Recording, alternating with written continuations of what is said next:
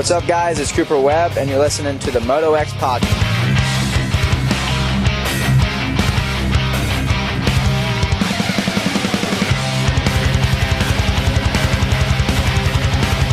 Hey guys, what's up? This is Aaron Plessinger, and you guys are listening to the MotoXpod.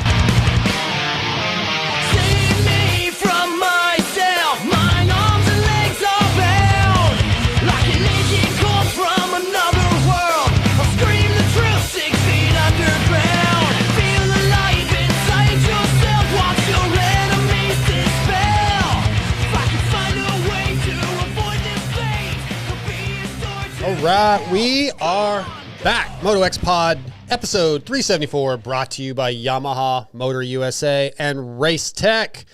Love those guys. It's going to be a lot of fun tonight. We have Monster Energy Pro Circuit Kawasaki's number 10, new number this year for Seth Hammaker, Quadlock Honda's Christian Craig, and we're getting Ampro Yamaha's Kailub Russell back on. He was just on August, I think, in August, but he got his first win finally since coming back to racing. So I wanted to get Kailub on just to talk about what that means to him, getting that monkey off his back. Really, really excited. We're going to get into all these things in the Yamaha opening chat in just a second. Before we do that, in studio, as always, Scott Thompson. What's going on, man? What's happening, Darkside? Not much. I'm glad I can trust you to be here. I can count on you. Forever faithful. Oh, man. I'm your man. Even when you're emotional, you still show up to do the job. Yeah. I feel like I'm more unemotional lately. Yeah. Have I beat it out of you? I'm just here. Just beat it out of you. Yeah, I'm just here, man. Well, also in studio, not Chase. Chase didn't have time to be here. Not TJ. TJ didn't have time to be here. They don't care about this show. Not ever reliable. Never reliable. Instead, TJ's son, Doc Smith, Privateer Hero. What's up, Doc? What's up, guys? Appreciate you jumping in here, man, and coming on. Yeah, your dad's just a loser. No, here. He's working on my van right now. You can't defend him, dude. I leave for a race defend tomorrow. him on the show. No, I'm going to. He's working on I'll my van mute right your now. mic. Do it. I don't care. He's working on my van right now. It needed to be done. Things happen. I'm here. Dad life. Hey, I love him. Apparently, his son is more important than this show, and I'm not happy about it. I can respect it as his son. No, it's cool. I'm glad to have you here, Doc. Yeah, Yamaha opening chat at Yamaha Motor USA. We don't just build motorcycles. We engineer. Did my voice break? We engineer legends from championship podiums to off-road trails. The YZ platform has defined dirt bike excellence for generations. Doc, if you were on a Yamaha, you'd probably win. Whether it's the two-stroke power of the YZ250, the precision of the YZ250F, which I will be picking up in a few weeks, or the dominance of the YZ450F, every YZ is built for riders who push harder, ride faster, and demand the best. Unleash victory, ride Yamaha. Check out YamahaMotorsports.com. Now, don't forget, get signed up for Blue Crew. I'm doing the Blue Crew Invitational at Monster Mountain, November 7th, 8th, and 9th. So if you're in the area, sign up for Blue Crew. Come out, hang out. We'll race. We'll see what happens. Throw down. A couple of announcements before we have a little topic we're going to try to get to before we get Seth Hammaker on. Do you need some help, Scotty? Are you good? Okay. If you need help, just tell Doc. Okay, cool. Cherubies USA, they're back on board. They were one of our big-time sponsors. They stuck with us for a number of years. When we switched platforms to Vital, couldn't really get it worked out. So, yeah, we're back with Cherubies USA. Really stoked on that. We have a couple ideas for some segments we'll do with the Cherubies. We're going to do some giveaways, but Talon Volan and Brian Fullerton took care of us. It's like family. The family's back. It's amazing people. Yeah. You obviously are pretty tight with those guys, and yeah, you're really good friends with Max Volan, which is Talon's son. So yeah, love the Cherubies USA guys, and very, very thankful they are back. I also, what do you think about Cherubies? Dude, I remember doing recording when we did pre-recorded interviews, and we would just kind of, when we weren't live, we used to slide them into the show afterwards. Yeah, I remember those. I tried doing one with Tyler Entenap, and I gave him the read, and he said a Cherubies, a Cherubies, which a lot of people do, right? Yeah. And I was like, no, dude, it's a Cherubies. Oh, okay. And we did like 7 times. A Cherubies. And maybe, I don't remember. I think he said a Cherubies, and I kept saying, dude, it's a chair you sit in, a chair B, bzz, a Cherubies. And he's, oh, okay. And he was a Cherubies. I swear I saw a logo or something a long time ago of They had like a chair of bees. Oh, really? Yeah. I don't think I've seen that, but yeah. So if you don't know how to say it, you're listening for the first time or watching. It's a Chair Bees USA. Plastic kits, individual pieces, hand guards, chain guides, skid plates, all kinds of protection. They have bike stands. They even have gear. I mean, obviously we're FXR here, but they do have gear at a Chair Bees. A lot of cool stuff. Some new stuff coming out soon. So I'm catching myself right now. I know I always say a lot. We had a listener comment on my Jason Anderson video about how much I say so now it's killing me. But anyway, speaking of the Jason Anderson interview from last week, we had some technical difficulties. Doc, I don't know if you knew about that. A few people weren't stoked during the live show, but I reposted it live or as a segment, individual video on YouTube, and that thing crushed. So I want to thank our support, our fans, our listeners, our viewers. That interview standalone did over 40,000, which is huge for us. And honestly, I feel like that's a pretty good number in general for the moto side of things. Maybe I'm wrong, but for us, that's a great number. I am very, very thankful for you guys. The live show last week did about 1,700. I did a short from the Jason Anderson video that did 26,000. I had a Jet Lawrence practice start from Motocross of Nations that did 117,000. So the show's getting out there, and the algorithm's starting to pick it up more. And also, I got to give a shout out again to Lewis Phillips for kind of suggesting and pushing me in the direction of doing that Jason Anderson interview. So yeah, really, really happy with the way things are going. Follow us on YouTube if you don't already. It's MotoXpod 333, I believe, or go to our website, motoxpod.com. The Discord channel's coming soon. So this is all the homework here, the whatever you want to call it, all the, what would you call this? Just getting all this shit out to begin the show. I don't know if there's a word mumbo for it. jumbo. Sure. That's not really what I meant, but Race Tech, I do want to tell you about this real quick. Checkers reached out. If you have a Yamaha YZ250F 2024 through 2026, they have developed... so you're rich. Huh? So you have to be rich. No. Having a new bike. I'm poor, but I'm about to have one. Oh, okay. Yeah, we're not talking about that. Look, lots of people have 2024 through 2026 YZ250Fs. Sure. Racetech has developed their own air boot for this. Andrew Flores, their head of Racetech Engineering, R&D, has developed an air boot for the 2024 the 26 Yamaha YZ250F that improves the power by 4%. Doesn't sound like a lot, but this is more improvement than going from pump gas to race fuel. So not bad, right? What? Oh, I think so. Sorry. Thousands of hours in development using sophisticated airflow analysis software in conjunction with their custom digital flow bench, engine, chassis, dyno, and track testing. Best used in conjunction with a Vortex ECU and matching fuel. But analysis shows the Racetech air boot flows more air and has more air speed than both a stock 250F and 450 air boot. This means increased top-end power band. Visit racetech.com if it's something you're interested in. I definitely want to get my hands on one of those and try it out once I get my Yamaha and ride it for a little while in stock form. Check it out. Okay, so about 5 minutes before we get Seth on, here's what I want to do with you guys. If you're listening and you want to comment in the emails or the content forum on motoxpod.com, we would love to have that happen. Rank in order, you two ding-dongs, of the most success of these topics I'm going to give you in 2026 between rider and team. Okay? Rank in order. Chase Sexton to Kawasaki, Monster Energy Kawasaki. Eli Tomac to Red Bull Factory KTM. Jorge Prado to Red Bull Factory KTM. Jason Anderson to Twisted Tea Suzuki, presented by Progressive. And although I don't think this deal is done yet, we expect Justin Barsha to go to Ducati, TLD Ducati. Yeah. In order, most successful, Scotty.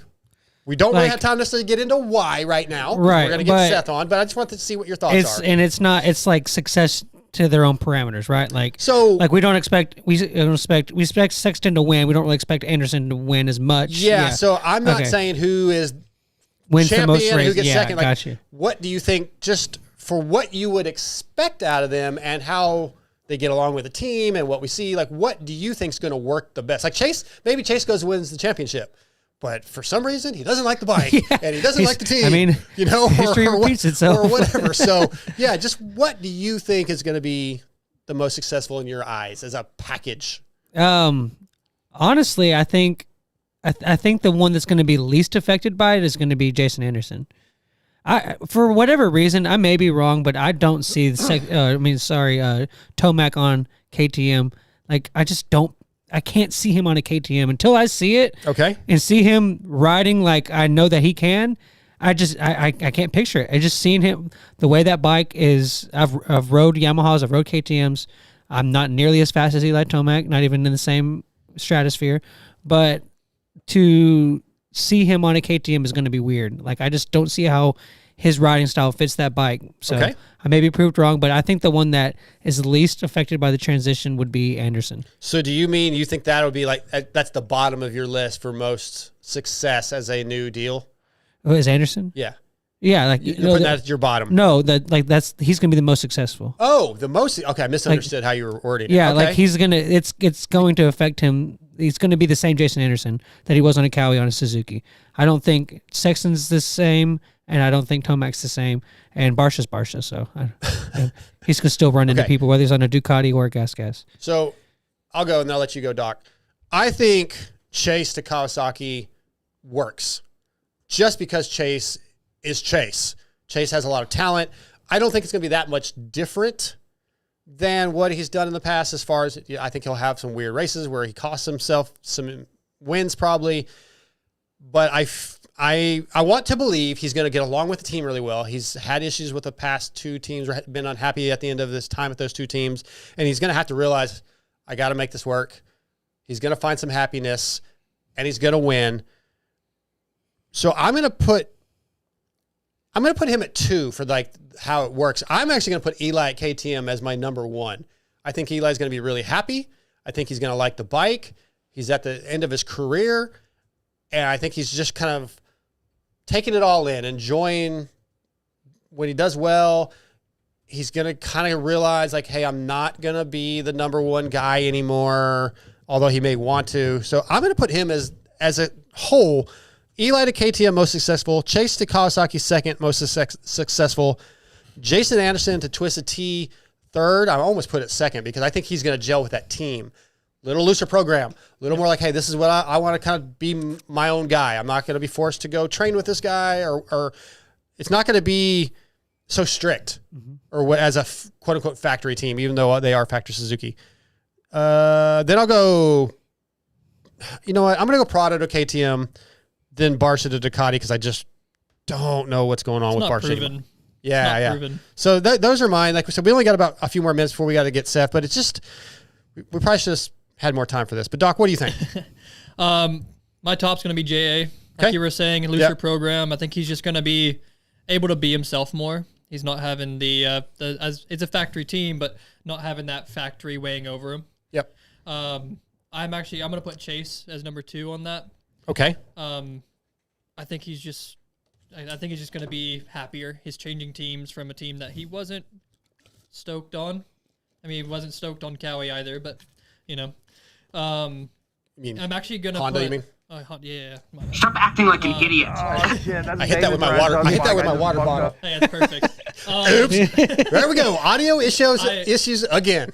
I actually think Prado's, even if it's placebo, he's going to do significantly better on the KTM. Yeah, he was at KTM before, even though it's not the same. It's not the still same, in any same way, family. but it's the same family. Yeah, He's on an orange bike again. I kind of think the same. I think that placebo is going to make him better, right? He's going to push harder. He's going to work harder. Eli's going to be Eli. I don't think it's going to go up or down, really. But, and then, like you were saying earlier with Barsha, I think the Ducati it's not proven. And so that's not going to, we just don't know what's going to happen. I just don't see it being either amazing or horrible.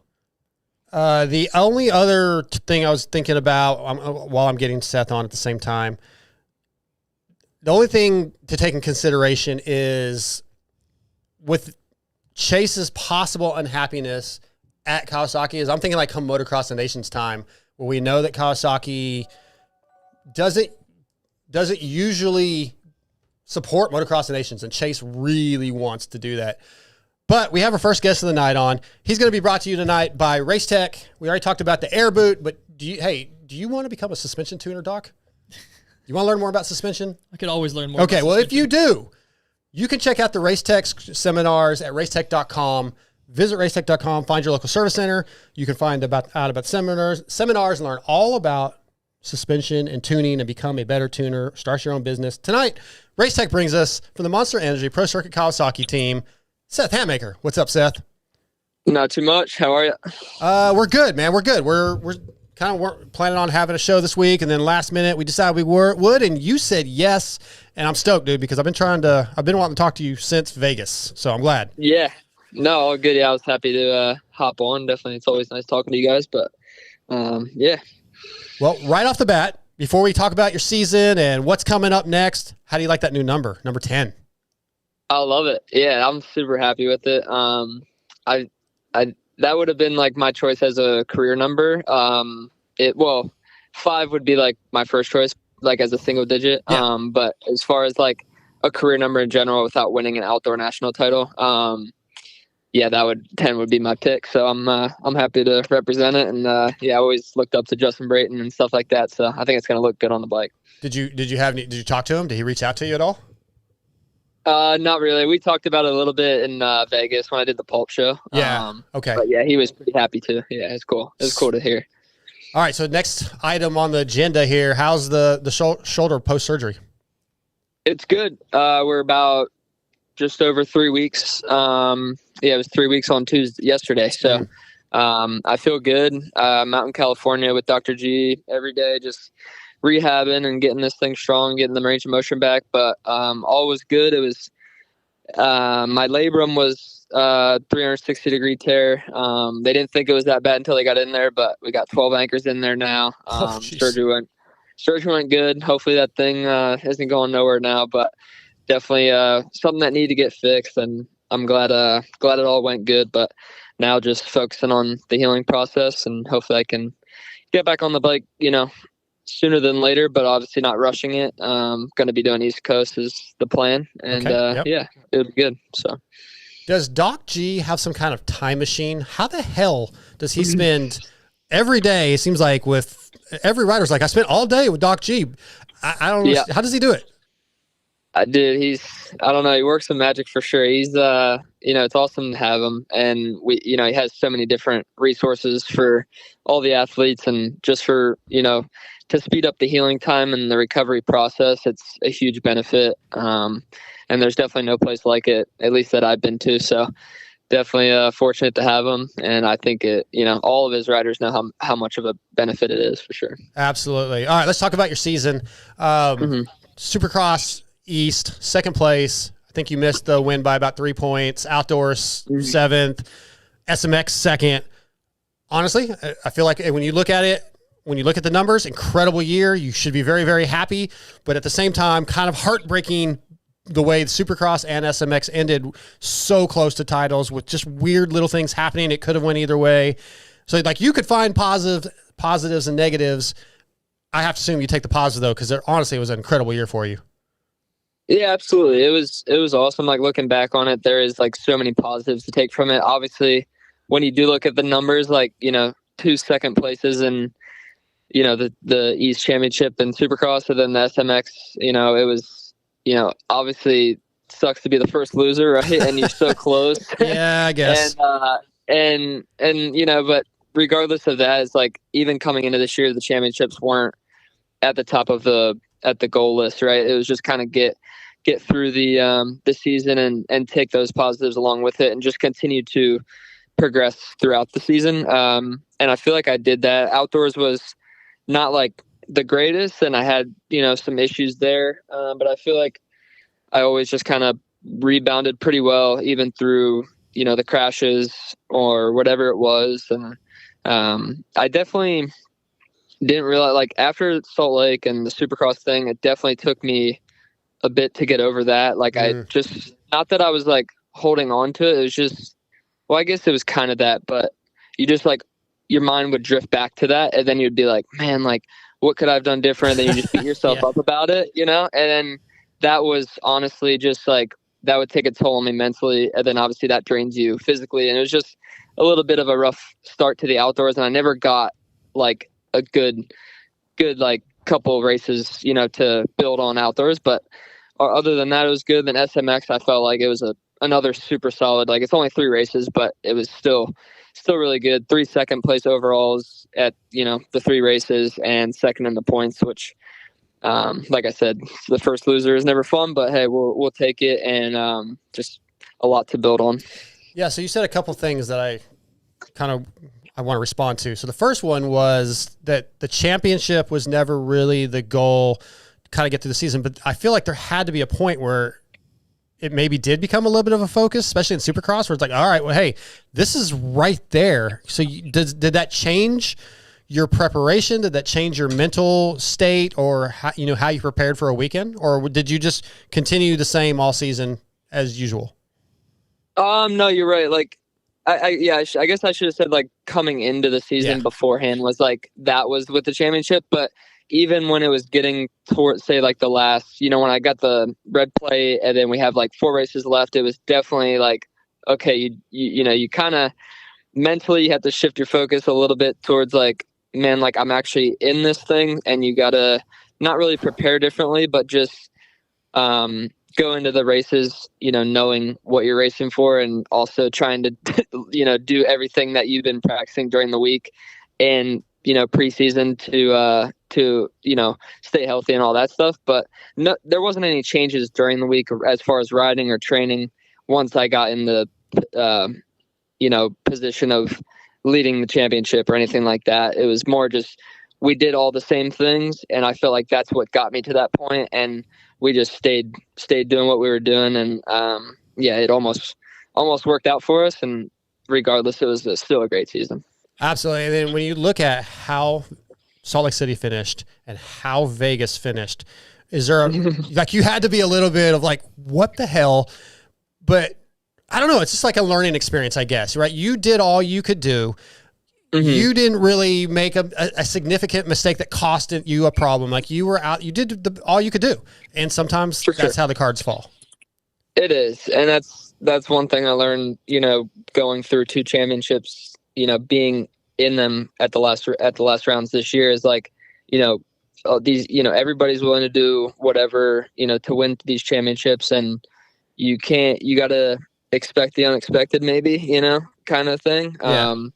And just go in there, and be your best. But it's hard to when it's a race, that has that much on the line, I guess. And Vegas didn't feel much like Salt Lake City, really, just because, I was a little bit outside looking in. But whenever Hayden and Joe were doing their thing, I was like, man, this could really pay me back right here. And it almost did. But, it's just, depends what situation you're in, and it flip-flops a lot. But, I think just going through those scenarios is going to help me in the future. For sure. Yeah, Seth, with the way the Supercross and SMX both ended, it's got to be getting a little bit of that taste of how close it was to the championship.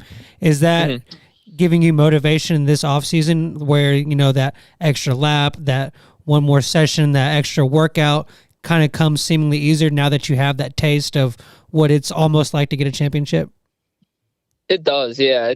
It's definitely motivating, and to be that close to a couple of them and know that I am capable and have everything, to do it, is definitely motivating. So I also think too, going through, even though I had this little, or not little, but like this shoulder surgery, and, having this at the beginning of the off season, I don't think it's going to affect anything major, because I'm still going to have plenty of time to do my boot camp and riding and training before the season. So, or before the East Coast season starts. And I'm just thinking about how much more I have to learn still, and how much I can still get better on top of what this year was. And with, good shoulder and all of those things, I think it's, I'm motivated to still see the progress, and to, ultimately get a championship, hopefully next year. So, man, I'm trying to decide what I want to ask you next. I've got a couple things here, and we're limited on time. I remember, I want to go back to SMX for just a second. And I feel like there was a moment, I was just thinking about this just now when you were talking about the season, that didn't you always have a really, or did you go over the bars at one of those 2 rounds? Was that you that I'm thinking of? I did. Okay. Yep. It was in in the qualifying at Charlotte. Yeah. Okay, I wasn't. This wasn't even my notes, and it just like hit me, Scotty. That I was thinking about his SMX and that one close call, and Yeah, because when he went and led the race after that, we were all like, "Oh, yeah, okay, yeah." What goes through your mind? It's a stupid question, but like, what goes through your mind when that's a close one, and you've had some gnarly crashes where like, well, I mean, as all you guys do, but that moment, what was that like walking away from that one? Yeah, I mean, first of all, that track was just like catching, a lot of people off guard, and obviously it caught me way off guard. Yeah. And at the end of that rhythm section, I just hit it was like, with the ruts, you couldn't really see which ones had like kickers in it, the way the dirt was and the shadows a little bit in the morning sun and whatnot. And just, it would kind of suck. Each rut would suck you in like a little bit differently just from it being really soft. But just, I went off that and immediately. I knew I was like going into an endo, and I just tried to lean back, held the thing wide open, and I was like, oh, this ain't going to be good. But I wasn't to the point where I was like, oh, I got to bail, because I'm glad I didn't, looking back at it now, because it went pretty good. Yeah. So I just stayed on it, and I didn't know if the dirt wasn't as soft. Like, obviously the dirt being soft kind of threw me into the situation I was in, but also it helped me in land like how I did. Because when I landed front wheel first, I was like already about to go over, but it just stuck, and I stayed on the bike and just did a complete front flip with it. Yes. Yep. Obviously trying to avoid my head and neck area as much as possible, but luckily the only thing that I got like that was super sore that day was both of my thighs were so sore, because my legs got caught from the handlebars, and when it whipped me around forward, and that was really the only thing that was two like Charlie horses in my thighs, and that was about it. But then I got up, and you just like think, you're like, man, like I just walked away from that one very good, and you're just like thankful to only have a couple scratches and bumps and bruises. But yeah, it was definitely a scary one. Yeah, and that ties in with one of my questions. I guess maybe why my mind went there is, I believe you actually only missed one round all season with Thunder Valley, or did you miss more than that? I think it was just the one. I just missed that. Yeah, I just missed Thunder Valley. And I could, if I had to have raced, like, it wouldn't have been pretty at all, but I could have made it happen. We, for the rest of the season, it wouldn't have, just to miss that one race was, made the most sense, to heal up. But yeah, it was, still like missing one race is, whatever, right, in the grand scheme of things. Sure, but sure. it was just that one. So many more races than I've ever done in a row this year. And that alone too was like a learning process, because at the end of the year, after outdoors, going into SMX, so you kind of have to amp yourself up a little bit more, just be like, all right, 3 more to go, just get, do all you can during the week, and manage the riding and training load for sure, because it gets to be a long season.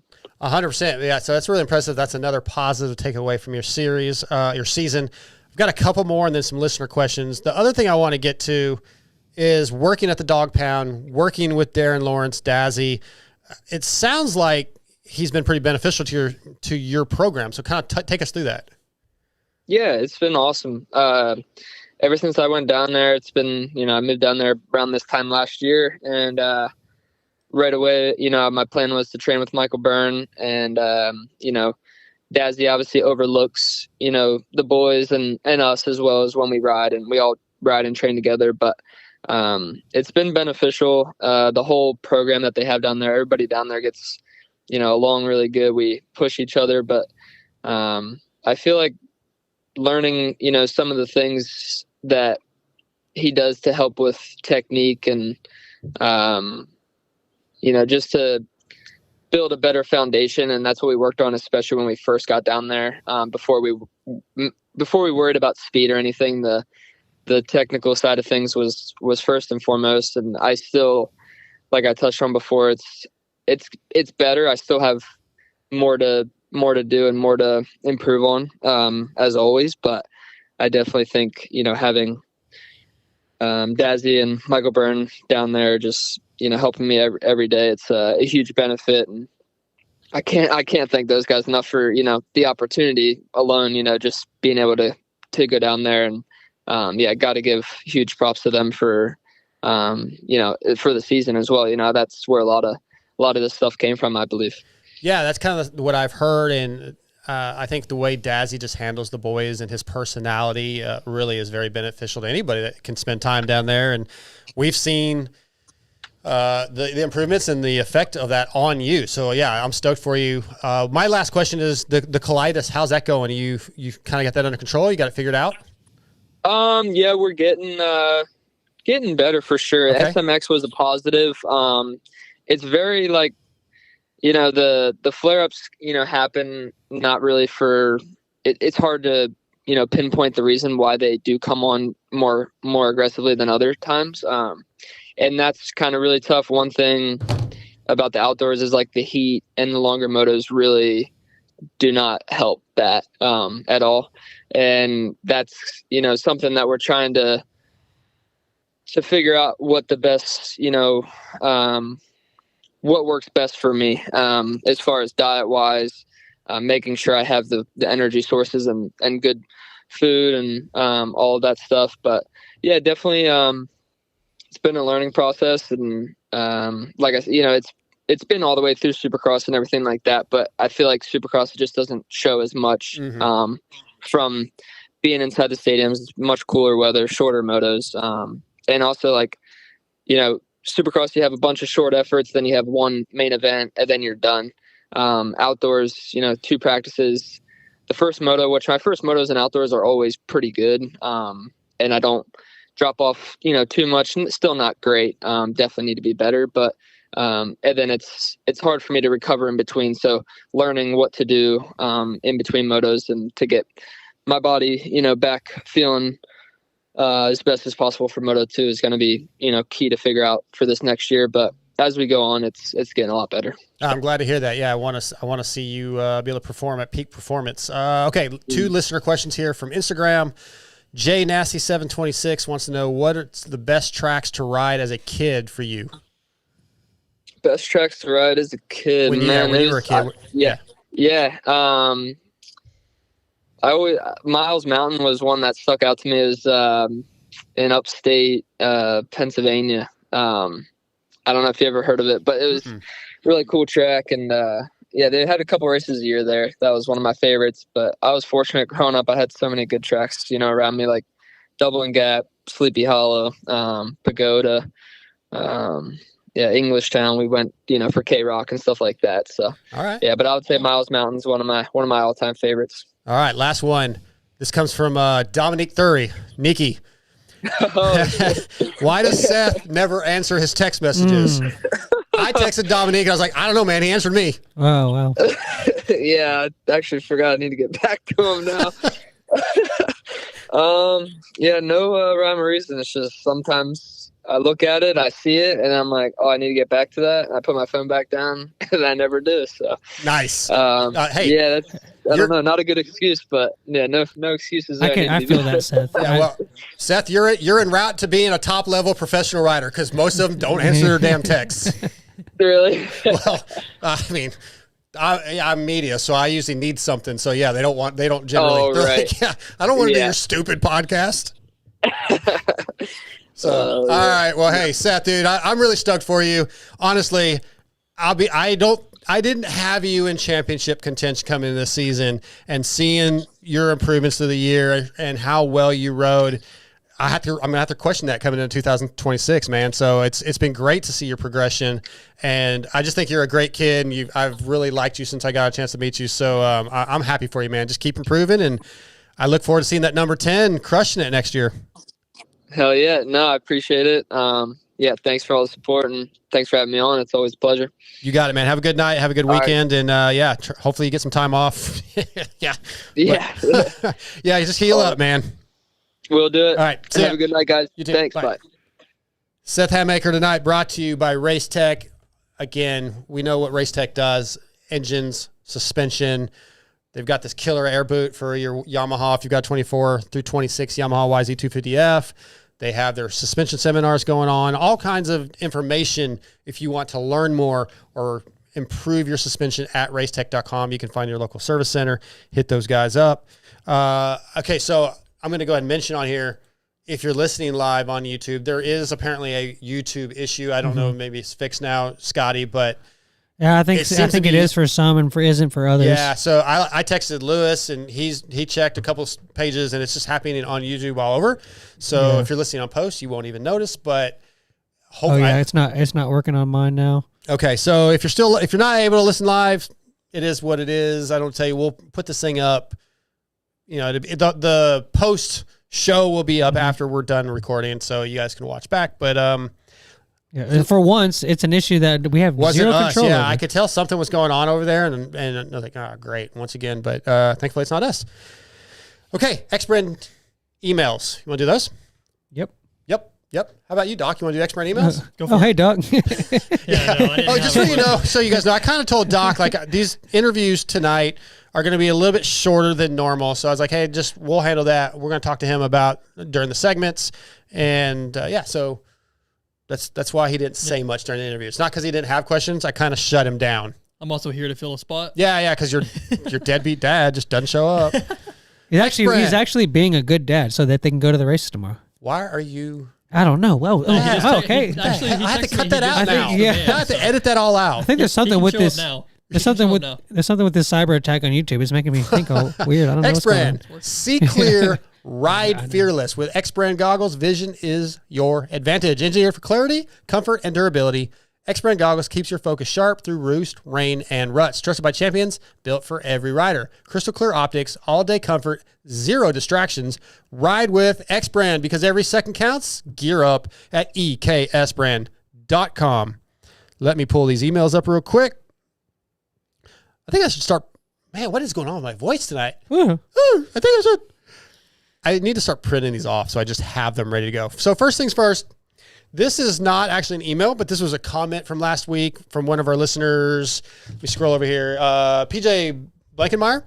It was a DM, and we were talking about something, but I just realized he said, Scotty is literally not doing anything. Make him do it. Oh, he wanted us to have a call screener. That's what that was about. And I was kind of telling him, I've championed for that. Calls. I was like, well, we'd have to have a call screener. Yeah. And he said, Scotty is literally doing nothing. So I just wanted to point that out. That's not true, but okay. I know, if anybody, it'd be Chase or TJ or Doc in this case. But it's funnier to make fun of you. Yeah. Fair enough. Chris Wood. This is the guy that was talking about Discord and having a chat. Chris Wood said, ironically, we created our own Discord a month ago to gather like minds from your show. I apparently, especially... You good? No, it's how he typed it.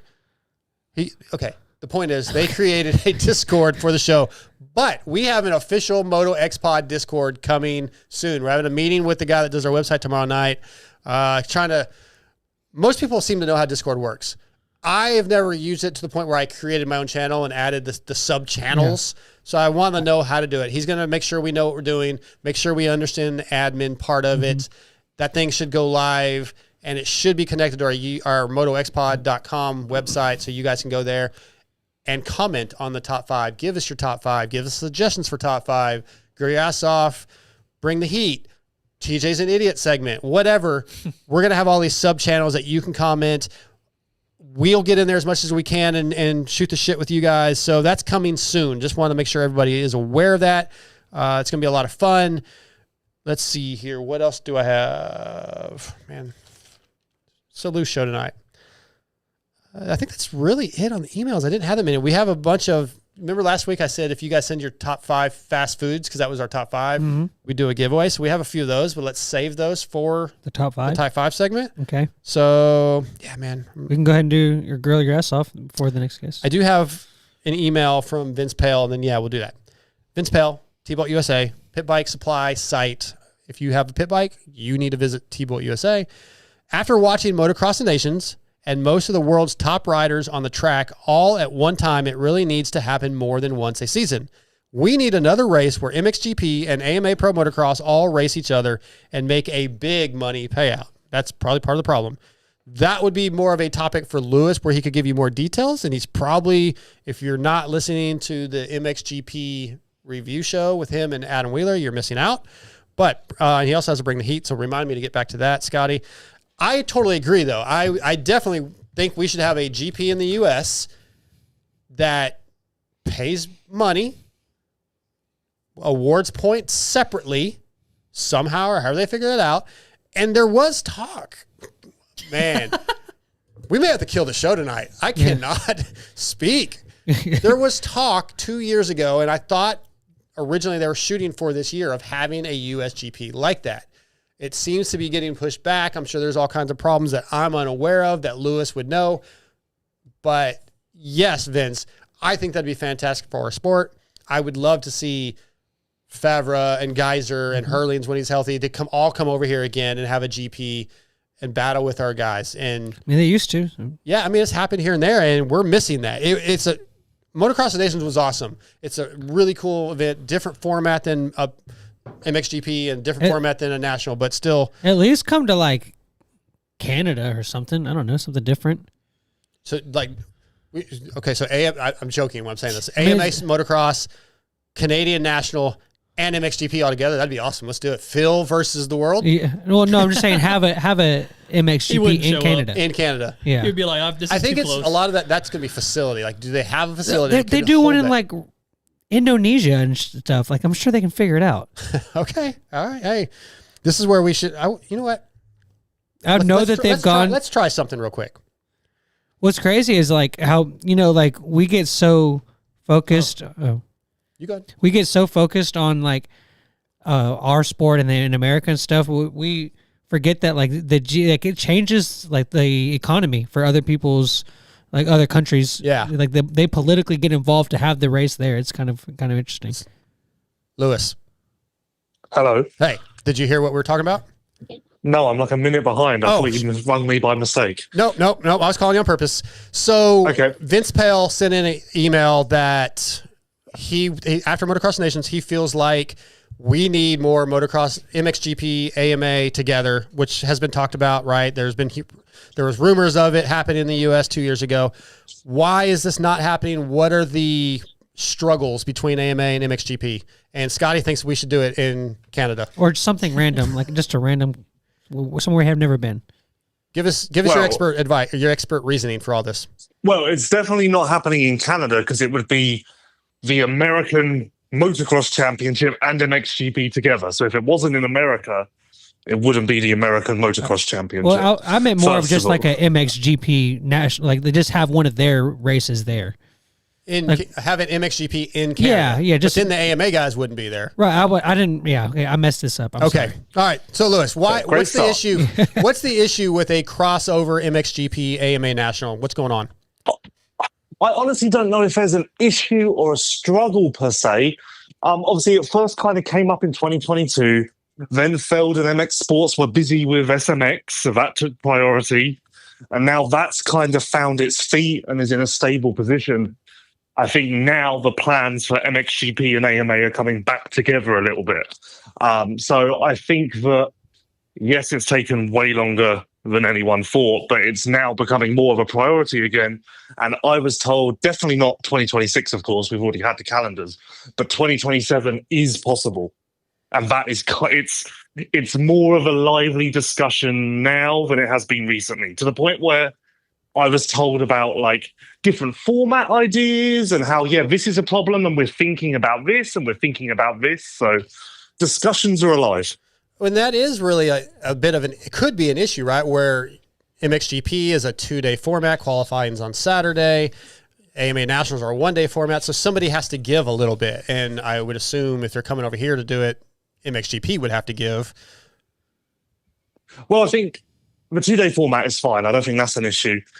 Television rights shouldn't be an issue because it's just MXGP TV, so MXGP aren't necessarily contracted to anything in the same way that Feld and MX Sports are to NBC, of course. Mm-hmm. One of the bigger issues is the MX2 250 class because, of course, MX2 has an age limit. The 250 class does not. So I think that's one of the issues at the forefront. The bigger competitive issues, smaller level, is trackside banners, who gets what portion of the track and whatever else, because obviously MX Sports has a contract for this arch, but MXGP has a contract for the same arch, and they have to figure that out. But I think competitively, the MX2/250 class is probably the biggest hold-up. Okay. And if they... go ahead. I was just going to say, but it does seem like it's still 100% intended to happen. Yeah, after Motocross of Nations a couple weeks ago, I want to see that, man, more than I even did before. I want those guys here more, and I know you do. No, I don't know. I think after the Nations a couple of weeks ago, I think I've want it less. But you miss your friends. But to Scotty's amazing point, did it not kind of prove that, like, it's never going to be fair unless you do just go to a neutral track? Which isn't going to happen unless they somehow find an outdoor track that's never been on the calendar and it debuts for this race, which will never happen because they wouldn't, even if they found a venue, they wouldn't trust a first-time venue organizer, promoter with an event like this. But no, it would be cool. And I think it would be cool more from like the organizational side and just seeing how it runs more so than competitively. If or when it happens, it will be scored separately, obviously. Does that become an issue? I mean, I know they've done it before, but how do they figure that out? Is it's just the first finisher in MXGP is first place points in MXGP, or do they change the point system? Okay, again, none of this is set in stone, but I was told from day one, and it remains consistent to this point, no one is scored separately. Oh, okay. If an MXGP rider were to finish first, and then the second MXGP rider is seventh, then that first place and seventh points, like no change. Okay, because they said they have to do that because otherwise people are just going to settle for position and it won't be a true race because you could have Jet, Hunter, and Chase first, second, and third, and Hurlings would be in fourth, going, well, I don't actually need to pass them. I'm technically first. So I don't have to care. There's no reason for me to care. So you have to score them all together just to keep it interesting and keep everyone motivated. That makes tons of sense. See, I'm glad we called the expert. Yep. Lewis, thanks for picking up. We got to get to Christian Craig, but you cleared all that up for us. Again, MXGP podcast on Vital MX, Adam Wheeler, Lewis Phillips. It's one of the best podcasts out there. That's what I hear. And I'll just tell you publicly, as I've already said, thank you for the suggestion to get Jason Anderson on because that did wonders for us. Yeah, you just needed a little kick up the arse, a little push in the right direction, and then you were away. You got it confirmed within like a couple of hours. So there you go. Well, believe in yourself. I'll do that. I just need you as my cheerleader, and I appreciate it. Hey, I do want to tell Lewis that I just want to say that I'm sorry the way Kellen treated you on LVK this past week, man. Nobody should have to endure that. I'm here for you, man. I don't know why he was so intense. His speech was so fast. His breathing was faster. It felt like I was in a fastest finger situation on a game show. Yeah. It was traumatic. It was all hyped up on Mountain Dew, man. What happened to the NFL logo segment? I was like waiting on that. I don't know. What happened to LVK this week? He's not even messaging me about it. No one knows. This is why I answered your call, because I'm just waiting to do podcasts. Well, thanks for your time, but we got to let you go so we get Christian Craig on. All right. I'll speak to you later. Thanks, Lewis. See ya. Bye. Lewis Phillips, everybody. Vital MX. So he's so smart. Yeah. About all this. I wish I was just I thought we were just talking about like having an MXGP here. That's where I got confused.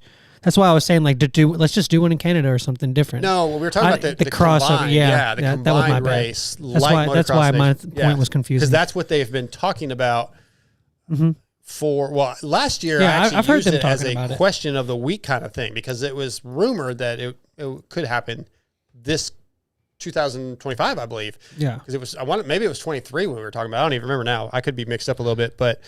Okay, we don't really we are on 300 or 374th episode, so it could have happened. I never know what's going on from day to day anyway. Yeah. So let's see if we get Christian Craig on the phone. We'll do the grill your ass off, bring the heat in a few minutes. So we got our next guest of the night on. He's going to be brought to you tonight by Guts Racing. Elevate your ride with Guts Racing seat covers. Trusted by top pros and everyday riders alike. Designed for maximum traction and durability. Guts seat covers keep you locked in when the track gets rough and the stakes get high. Built to last, made to win. Visit gutsracing.com for more options. Whoa, we are on voicemail. All right. Leave a message. Yep, we will. Okay. Talk about something while I try to get Christian. Something. Hang on. Hang on. Give me a second. Grill your ass off. Do you want me to talk about something, or Yeah, talk about something. we never really talked about what Doc's Arena Cross, your big travel day tomorrow for Doc going racing, man. Yeah, so this year I'm doing the Partzilla Arena Cross Series. I'm going to interrupt you in just a second. Go for it. That was a lot of in-depth. I appreciate you, Doc. Yeah, thanks for your knowledge and your input there, Doc. All right, our next guest of the night, as I told you, is brought to you by Guts Racing. Tonight, Guts Racing brings us from the Quad Lock Honda team, Christian Craig. What's up, Christian? What's going on, guys? And we're just talking. We just got the phone with Lewis Phillips. We're talking about MXGP, AMA motocross crossover. We're hoping happens soon.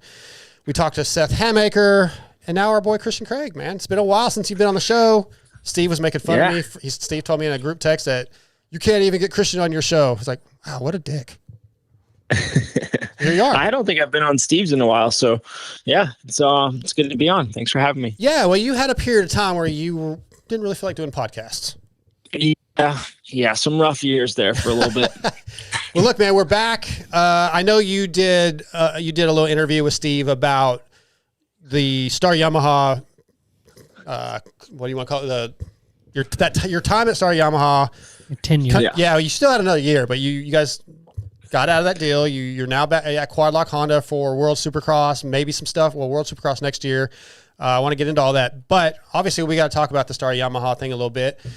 At the end of the day, it didn't go how you wanted, but what are some positives you took away from that experience? For sure learned a lot, mentally, physically. I learned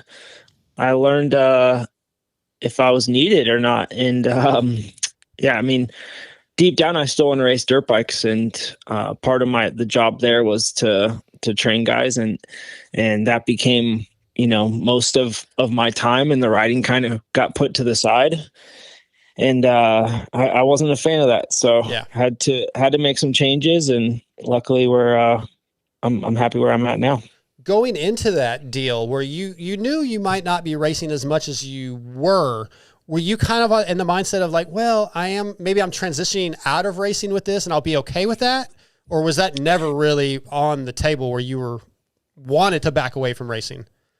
I mean, I was like, yeah, there's something there in the future when I am done racing that I could fall into place. But, I was, set on racing. And unfortunately, like when I tore my ACL at the last round of SMX last year, and that took away my whole off season for prep of this year. So, I was just coming back from behind from everything. And I guess, the results weren't good. And then obviously the rest kind of followed.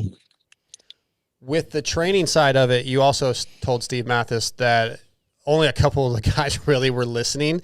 And dude, I would be so frustrated as an older guy. I'm 50, you're older than those kids. You can be like, at my day job, I have kids that don't want to listen. So I can only imagine how frustrating it is to work with these guys and they're not really following what you're trying to help them with. And you're really literally trying to help them. Yeah. It's not like any of the kids were being mean or like, not taking advice, but you could tell the ones that actually wanted help, would like listen to what I was saying and not just kind of, go through the motions. And, those guys obviously improved, and it was fun. It was cool to like watch them get better, help those guys out. But yeah, I mean, there's for sure, I would say I was like the redheaded stepchild of that team, for a bit. Just didn't have a place where I really fit in, whether it was on the riding side or the training side. And yeah, I mean, just never felt like I had a spot where like, this is where I belong. So it is what it is. Yeah, that's not a good feeling, man. And I know that like every day it makes you not want to go to work. It's just tough. So I'm glad that you were able to get out of that contract, step away, and now with Quad Lock Honda and Yariv, dude, Yariv's such a good dude and so passionate about the sport and his riders that I just think that it's going to be a total turnaround for you. For sure. And I mean, I already feel super good on the bike, and yeah, I mean, we would be heading to Malaysia if that wasn't canceled this weekend, but I'll be ready here in a month, I think it is, till the next round. It's been fun though. Like they have a small team. There's like 4 or 5 of them. We get to see every day at the race shop, and tight knit group. I'm getting to know them more and more. And Marty's actually been helping me with the on the bike stuff along with everyone at MTF. So nice. It's been fun. It's different for sure, but like I'm really enjoying it, and just trying to take it day by day. Absolutely. So I was going to bring this up later, but since you just mentioned Malaysia being canceled, and obviously you have a World Supercross contract with them, was that a little bit of like, what the hell, man, with this series? They're already having cancellations and you're kind of disappointed, or was it a little bit of a relief that now you have a little bit more time before Buenos Aires? Yeah, I mean, it was a bummer for sure when I got told, but I was I didn't have a ton of time on the Honda at the point, so this extra little month we'll have here will be good. So I feel good. Like I really want to do well in the series. I'm going to take it serious and treat it like any other series. So I know it's going to be short. It's 5 rounds, but why not try to fight up front? Absolutely. Hey Craig, it's Doc Smith. A few questions. Like I'm doing the pro arena cross stuff and then East Coast 250. My biggest thing is like I'm doing the arena cross stuff, and so it starts way earlier than the rest of the seasons and stuff like that. So I'm showing up to tracks that are either unprepped or they're not having whoops or something like that. You talking about where you're training? Where I'm training, yeah. So I'm seeing that a lot. I've seen on your on your YouTube and stuff like that, your vlogs and stuff, seeing the same thing. How are you mentally like preparing? Okay, I'm going to the track today, but I'm not really riding a full Supercross track like normal. Yeah, it was different at first. It's just a weird time of year to like be getting ready for Supercross this early. It's everyone's kind of in the off-season stage still and like getting everything rebuilt at the Supercross track. So it was tricky for a little bit. I actually rode with the amateurs at the MTF. They have a Minios replica track, and I spent a day with them just doing that, and then just doing what I can. Like drove down to Claremont a couple times, but. Yeah, just like literally just looking for tracks, asking around, and then luckily MTF has a full Supercross track built now. So on that, Scotty. Yeah, I mean at this point, like you're so ingrained into riding Supercross and everything. It's kind of more like seat time is seat time. Like you guys are probably so used to doing the rhythm sections and whoop sections and stuff. It's probably almost nice to have a break from it at some point. It is, but like I'm kind of approaching this different. I know I'm older, and if I have my habits on riding, and it's hard to break those habits. But with Marty there, like he's been at the track with me, helping me, and like just picking out little stuff that I can work on, and it's cool to like you kind of forget those basics. The past 3-4 years for me, it's just you go do your motos and leave, and now we're kind of picking apart what I do wrong, where I can go better, sprint speed, just little things like that. So it's been fun. Like it's like a new challenge for me. So you've mentioned Martin Davalos a couple times, team manager at Quadlock, and him helping you. So give me a couple, maybe 1 or 2 specific things that he's noticed that you just kind of were unaware of.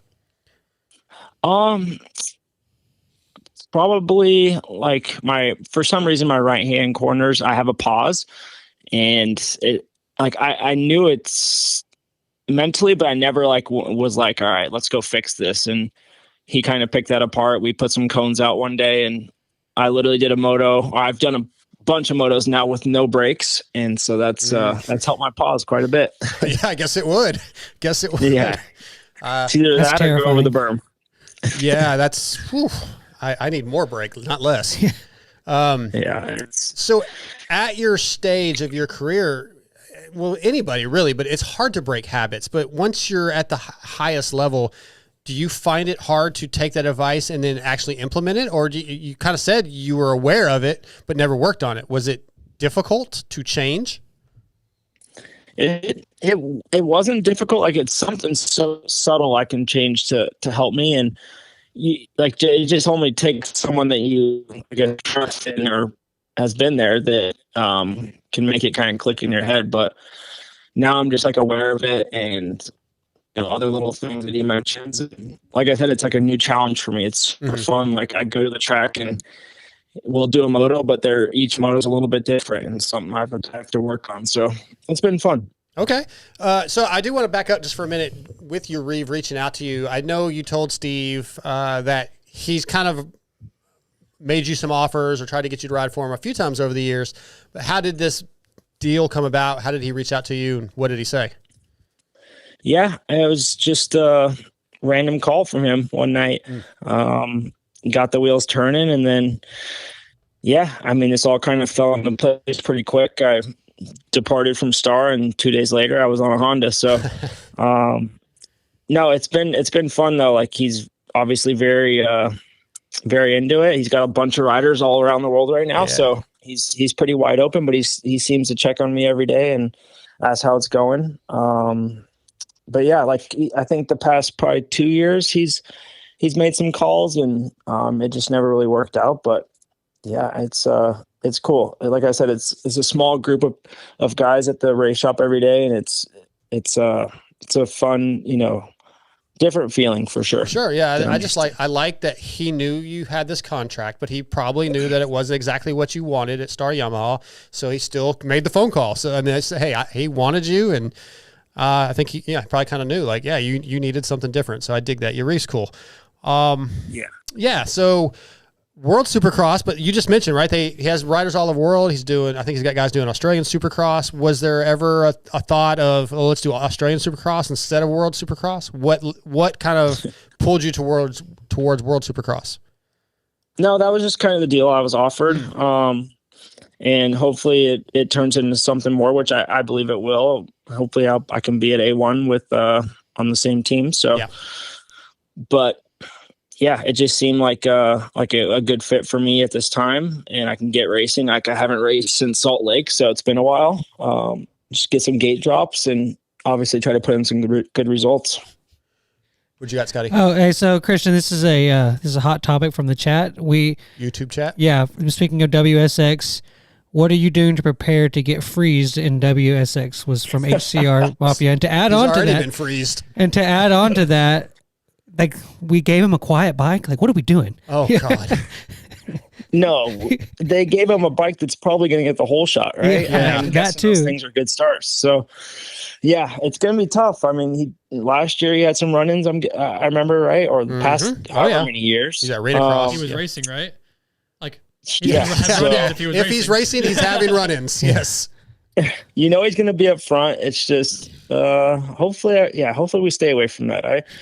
I've talked to him before. I've tried to, warn him, like, hey, I'm not going to be dirty. You don't be dirty. Yeah. And that didn't work. Yeah. So yep. He doesn't hear that. Just be ready. Christian, you can come from behind, take him out, and be like, oh, dude, I didn't hear you. Yeah. Yeah.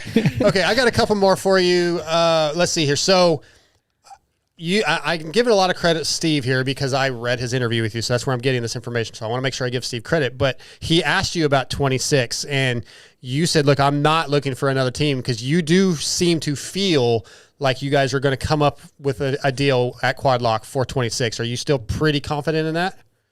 Yeah. Okay. Yeah, for sure. And obviously it's full focus on these 5 rounds, but like, I really want to keep racing. Like, my plan is to be at A1, be lined up, and be 100%. So, we'll see where that falls into place, but I'm excited. Well, with how much you want to keep racing, you may not want to answer this, but was there ever a thought, or did you reach out to Kawasaki? Like, hey man, there's a spot open. Did you even consider it? Was there any talks?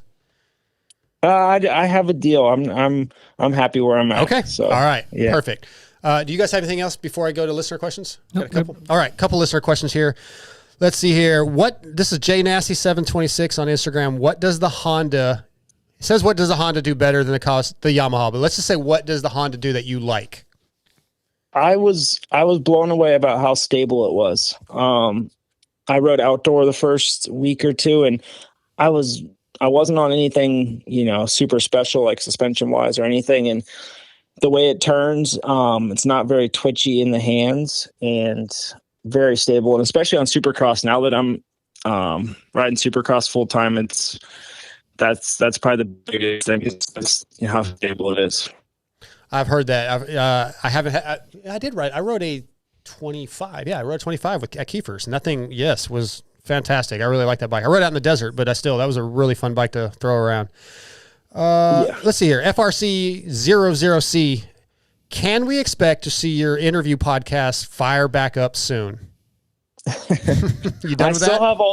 I still have all the equipment of doing that podcast, but yeah, it's just it was fun. Like I do 4 episodes, and then I got told to pretty much pack it up and get it out, but that's in my own hands now. So yeah, it's funny because it was such a short-lived thing that I get asked about it so much. So I don't know. I think there's enough podcasts in this world. I was about ready to say, dude, no, we need something to go away because it is. We just talked to Seth, and actually Dominique Thury sent in a question like, why does Seth never answer his phone?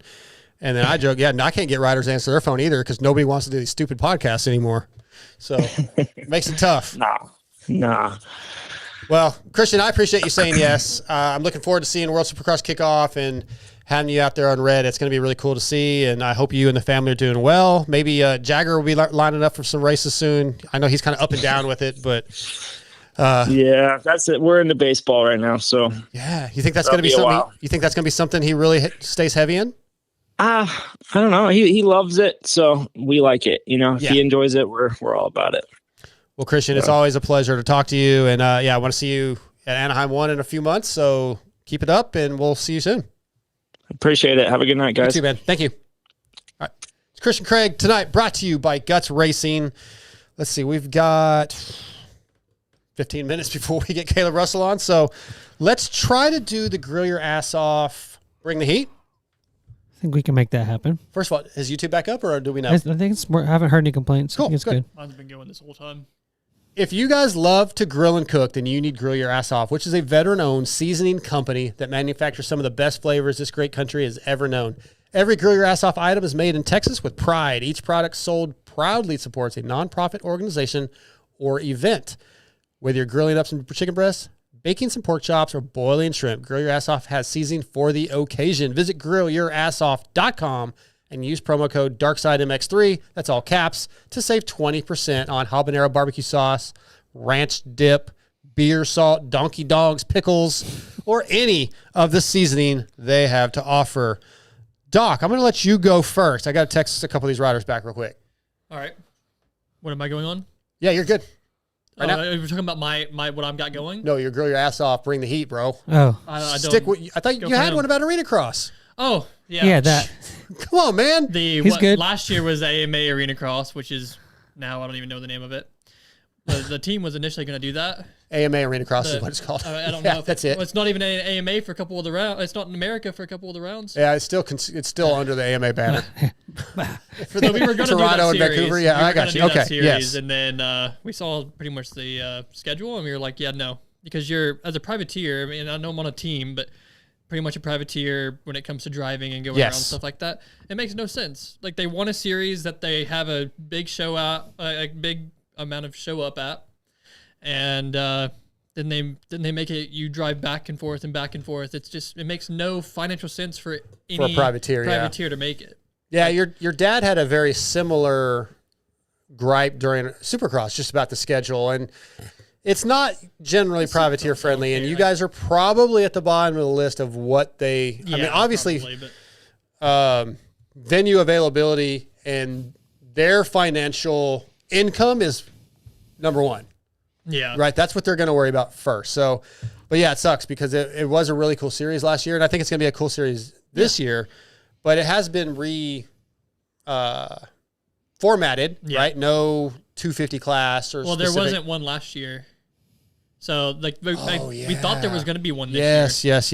You're right. There actually wasn't. So it actually ended up being a good thing that I'm not doing that series. Yeah. That was kind of the plan was to go race the 250 class. Right. But yeah, I Supercross more understandable, but on that Arena Cross side, it's like how do you make it to where it's pretty much unobtainable to hit all the rounds as a privateer. Yeah, and at the end of the day, they didn't do it on purpose. It's there is a good reason for them of why they did it. Now, what that is, probably the things I said, financial and venue availability. But yeah, it just makes it impossible for you guys. The stuff where they can make the most money. Yeah, So, like I mean, I get their point 100%.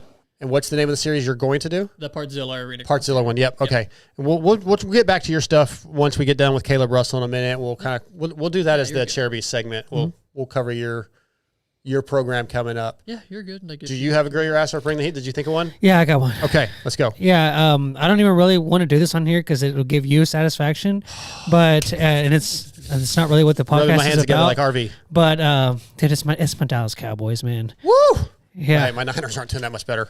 yeah, but okay, it's like it's not that we're losing. That's like, I mean, whatever. Like, there's still a chance in the season. It's the fact that we literally have the number 1 ranked offense and the number 32 ranked defense.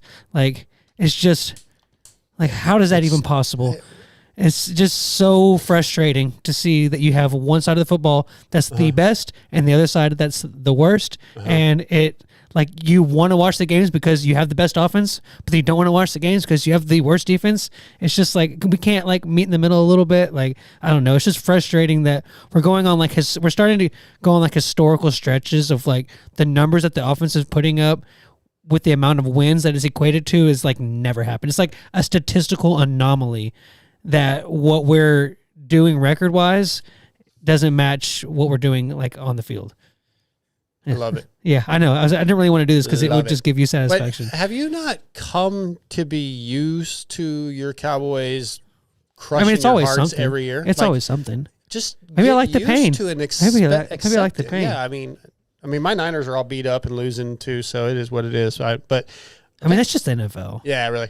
All right, my grill your ass off, bring the heat is, I guess it's kind of within the medical or medical insurance realm. Since I switched jobs, I just got new insurance. When I was at Vital, I had Blue Cross Blue Shield California. I used my local pharmacy, no problem. Now I get my new insurance for my new job, Blue Cross Blue Shield. Oh, go to CVS, my local CVS, same one. Yeah, we can't use that insurance. It's the same company, different policy, same company. What the hell? Why can you not use any? Why would one insurance company say yes to this pharmacy for this particular policy, but not another policy? Why can't you go wherever the hell you want to get your medicine? Insurance is such a scam. Same with doctor. Yeah, it's just insurance. That's actually probably a better rant or race tech rant or grill your ass off, bring the heat is just insurance in general. But yeah, I go to pick up my migraine medicine yesterday and like, yeah, we don't take your insurance. I'm like, it's literally the same company. It's just a different number policy. Yeah. I mean, I know there's little things within the policy that, they cover, but still, that's bullshit. That's it. I was just, that's dumb and I'm mad. Can I go ahead and do my drive-through one again? Sure. What happened? Go for it. Good. So, is it the one you told us earlier? Yeah. I feel like the listeners are going to be like, this is repetitive. I'm always bitching about drive-thrus. But I go to the local Sonic to get breakfast this morning because I didn't have time to cook. I pull into the little stall because this one doesn't have a drive-through, order my food, just a bacon, egg, and cheese burrito, right? Even if they're making it fresh, bacon, egg, and cheese, what do you think? I mean, it's not going to be fresh. 5 minutes? I feel like anything over 5 minutes feels like it's way too long at a place like that. No? Maybe at a place like that, yeah. Okay. I feel like I was in line for close to 10 minutes. I've waited at Sonic for... Nobody it was else. busy. I waited at Sonic for 15, 20 minutes with like an online order. Well, there's nobody else in this parking lot different. until a lady pulls in next to me and orders, and they come right out with her 2 drinks. I'm like, all right, whatever, it's just 2 drinks. And then the car hop proceeds to talk to this lady for about 5 minutes about a vacation she's going on to in Florida. They're flying into Fort Lauderdale because her sister who lives there doesn't like Miami, and they're going to drive north, and she doesn't really care because as long as she's out of work for a few days. And I'm like, are you remember too much freaking? of this? Yeah. That's the point. That's is how I triggered he heard got. all of this while my food, I see the bag sitting on the counter in there. And she goes back in, brings it out, and just says, here you go, sir. Instead of like, oh, sorry, nothing. No remorse. Fast food people suck. I will say that if I had... It's not really fair to everybody else. If I had been good fast food peoples. If that happened during my shift. Yep. And I had noticed that, I would have talked to that person. That would have definitely irritated me, and I would have definitely gotten onto them for that. I believe you. Any condolences? She was probably the freaking manager. Anyway, we have our next guest of the night on. He's going to be brought to you by Yamaha Motor USA. We've already done this read, but we got to do it again because we love Blue Crew. At Yamaha Motor USA, we don't just build motorcycles. We engineer legends like the gentleman that's on the phone right now. From championship podiums to off-road trails, the YZ platform has defined dirt bike excellence for generations. Visit YamahaMotorsports.com to find out all they have to offer tonight. Yamaha Motor USA brings us from the AmPro Yamaha GNCC team, Kailub Russell. What's up, Kailub? Not much, man. Hanging out. Just hanging out? Just chilling? Yeah, I'm waiting. My wife was taking the kids to a thing there, and I'm waiting on her to get back to eat dinner. I'm getting kind of hungry here. Bro, just eat. I'm not waiting on anybody to eat. Well, no, I don't have anything to eat. So. Okay, good. There you go. Get home, woman. Yeah. Well, Kailub, dude, I know we just had you back on, I think in August or so, but I had to get you back, dude. We talked in the beginning of the year when you signed your deal with AmPro Yamaha and what your expectations were. We talked in August about how things didn't go exactly as you thought they would. We got to win. How do you feel right now, man? Are we turning it around? Are we good? I know you were working on some bike things. Where are we at? Honestly, it's hard to tell. Everything is, trending in the right direction. And I'm feeling good, and the bike is come a long ways, and it just took me a long time to get the hang of it and figure it out. And honestly, I've been working with Ziggy for a while now, just back and forth, shipping suspension, getting new stuff, and testing, and it's just taken it's just been a process to find my happy place on this platform, and what I want to feel out of the bike. But I mean, really the last couple of races I've been riding really well. It's just, the first one back after the summer break, I rode well there. The result doesn't really translate that. I think I was 10th or 9th or something. I can't remember. Was that buckwheat? Yeah, Seventh. buckwheat. 7th. 7th. See, that's how much I pay attention anymore. But, I felt really good, and I was pretty on point. I just made a couple crucial mistakes at the wrong time, and the last race was so dusty. But I was charging and rode forward, and now I was just riding my motorcycle again. And I knew we were onto something. It was just a matter of time before it kind of all clicked. And yeah, man, I felt great this past weekend. It was awesome. It was cool to.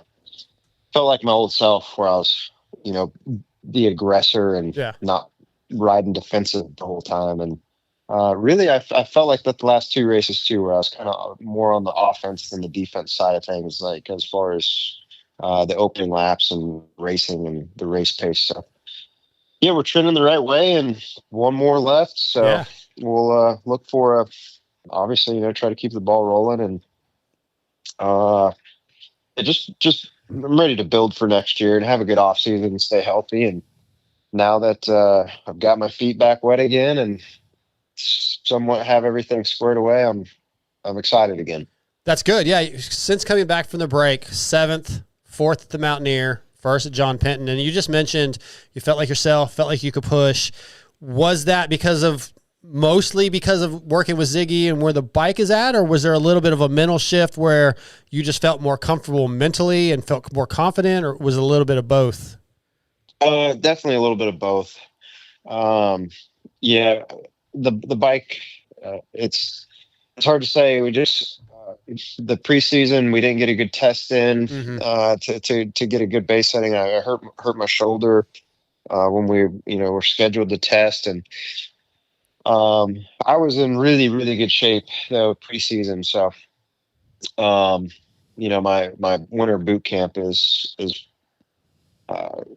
pretty tough. So, the Florida race where I got second, it was quite easy for me just because I was so fit at the time. Okay. But yeah, then obviously everything kind of unraveled, and The bike just wasn't where it needed to be, and we had those gnarly mud races, and Yeah. just lost confidence, and lost that momentum. I didn't have any momentum really. I just couldn't find like my footing, and now I feel like I've got my feet on the ground, my feet planted, and not worrying about what the bike is going to do. I'm not anticipating anything. I'm just reacting now. Okay. Ah, good. I'm glad to hear that, man. I like, you sound a little different than you did a couple months ago. So I like that. I hate that it's at the end of the season, but at least that can lead into 26 though, right? Yeah, absolutely. It was way harder to learn this bike and start riding it to where I know my ability is. I really didn't think it was going to be quite this expensive, to be honest with you. So yeah, I get live and learn. Yeah. I mean, you were super successful over the years. Your last few years of success were on KTM, right? A very, very different bike, the way it handles. So in my mind, I'm not surprised it took a little bit of time to figure out, but I'm sure when you're a legend, like we've talked about, right, with the success you've had, you kind of expect it almost to come, I don't want to say easy, but I'm going to say almost come easy. Yeah, a little bit. I mean, I expected to be in the ballpark, and I mean, honestly, like really besides 2 races this year, I haven't been in the ballpark at all. So I was just like, man, I don't know where to start, where to go, how to go about this. It's like, but everybody around me, like the team, they kept working and kept trying, and so did Ziggy and all the guys over at FC. So, that helped out, because at one point I was ready to, kind of throw in the towel and, write the rest of the year off and cruise it on home, the, Prado style almost. Oh yeah. The guys didn't give up on me, and it made it easier to, keep showing up and, keep throwing darts. And we finally got one that's stuck. Yeah, you were pretty honest. Just for some of the new listeners, if you are a big GNCC guy and you want to hear Kailub talk about that, episode 367 he was on, and he did talk about kind of quitting on himself and how he had to deal with that. So, yeah, you can go back and check that out. I want to rehash that and make him go through that again. But 367, if you want to hear that. Scotty, did you have one? Yeah, so, talking about getting back to the winning form and everything, it's really cool to see Kailub get a win again. Obviously, after the race, it's got to be a little emotional because it's been so long since you've had that win. But during the race, you guys raced for a long time. How was that mentally going through, like being in the lead or racing for the lead? How did that feel compared to maybe years past when winning was kind of almost expected? Yeah, it felt really good. I kind of just, I don't want to say it and sound cocky, but it felt kind of easy Sunday for me. The guys are riding really good, and there's a train of a bunch of us together. there's 8-10 of us within 15 seconds. So if you messed up, you're going to get shuffled back pretty far. And I didn't get a good start. I came through literally everybody I had to pass. So it was like the 4th lap, I finally got in the lead, but I just kind of picked guys off, and I just knew I was on point and I was riding really well. So once I did get in the lead, it felt natural. Like it wasn't like, I didn't think about it mentally. If that's kind of your question. It wasn't like, what do I do now? Like I was just like, man, I'm just going to keep pushing forward, because the XC2 guys are within our minutes. So I had to, gain time on them back too. So it's like, I'm just going to push to the finish, and whatever happens. I'm just try to do what I used to do. I do. You kind of you did answer his question where it's like, yeah, it felt almost easy, which is how it used to feel.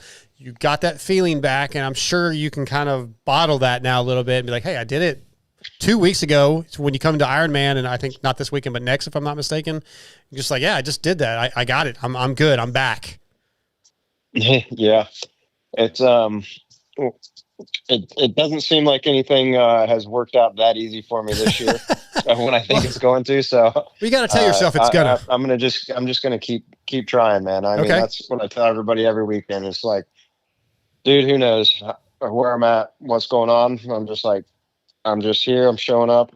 And I'm trying. I'm going to give my best, and whatever happens right now. You know, want to stay healthy and focus on next year is the main priority right now, since obviously I want to do good and, you know, contend for the win and podium, you know, for the team, the guys, but I can't put too much pressure on myself to make it happen again right now. This second. That's I fair. just need to, you know, take it in stride as it comes here. Okay. I've got one more for you, and then I've got a couple listener questions. And I did want to talk about, and we probably did talk about this on episode 367, but the physical side of it. You had mentioned like your body's getting beat up, and so I kind of want to talk about how training changes and recovery changes for you at this point of your career, and how you've changed that just so your body can survive. Yeah, that's a pretty good question. I mean, I typically, like, after a GNCC, I don't really ride until either a Wednesday or Thursday afterwards. Pretty much 2 days off, if not the Wednesday. Like, I didn't ride today because I drained myself pretty hard Sunday, so I was pretty depleted, and upper body shot and lower body shot, pretty much everything. But yeah, it's definitely getting more difficult. I think the riding aspect beats me up the most, like the practice days, just the wear and tear on my joints. You know, I've obviously, for most people are aware of my knee situations and kind of had ongoing problems this year. They don't tend to bother me and hold me back too much, but man, if I dab it wrong, either one of them one day, it could be like 2 days before I feel good again on it. So it's just, I got to be more mindful of certain things I do. And I try to train them and not use certain things. Obviously I'm still strengthening them, and it is what it is. Getting old sucks. And it's just, be mindful of it and pay attention. And I just kind of go with how my body feels. That's kind of my new motto is, you know, listen to, you know. Yeah, you know. However I feel on the day is kind of what my next day goal is going to entail. So okay. All right, just a couple listener questions. This actual question came from a few different ones. We'll give let's see, B Kraus 86 credit for it. For Kailub, ask where this GNCC wins ranked amongst some of your other wins. I'd say it's in the top 3 now. That's for sure. I would put probably my first championship win, or my first championship that I won at Ironman, beating Charlie in 2013. That was probably one of my best wins. It was, you know, him and I duked it out all year long, and it came down to the final race, and we battled the entire race. So that one's super memorable for me. And then winning on the 150 at Ironman. And then I would say this one is probably next. Okay. That's good. You know, five years removed, and yeah, made it happen when it was looking pretty damn bleak. So, well, I'm glad, man. It makes me really happy that you got it. Scott, did you have one? Yeah, I mean, I know everything was probably already kind of locked in for next year, but does this win change anything at all for next year? Mindset or anything? A little bit, yeah. It's just nice to finally, like, okay, I'm not going crazy. Like, I can still do this. Like, because I haven't, like, wavered from the fact that, like, I do believe I can still compete and win. Like, that's my mindset and how I feel I can do. And to finally, you know, back that statement up and solidify it, like, yes, I can be that guy. Let's figure out how to do that consistently now. So, yeah. All right, let's close this out. One more listener question. Jackson Ryan 345.